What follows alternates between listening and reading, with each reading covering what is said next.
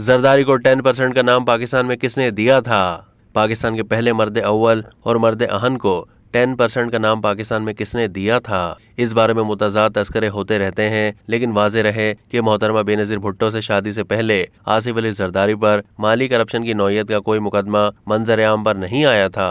उनकी ज़ात पर करप्शन के मुकदमात का आगाज़ मोहतरमा बेनज़ीर भुट्टो से शादी के बाद हुआ। मोहतरमा बेनज़ीर भुट्टो के दूसरे दौरे हुकूमत में आसिफ अली जरदारी ने जब सियासी रोल भी अदा करना शुरू किया तो उन पर यह इल्ज़ाम आयद किया गया कि वो मुख्तलिफ सौदों में कमीशन ले रहे हैं और अहम मनफात बख्श हुकूमती ओहदों के इवज़ खतीर रकम हासिल करते हैं, और इसी हवाले से उनके मुखालफिन ने उन्हें मिस्टर 10% का नाम दिया।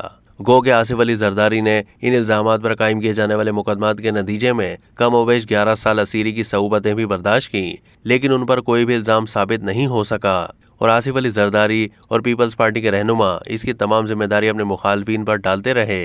अब तक के लिए इतना ही। मज़ीद मालूमात के लिए डेली जंग के यूट्यूब चैनल को सब्सक्राइब कीजिए।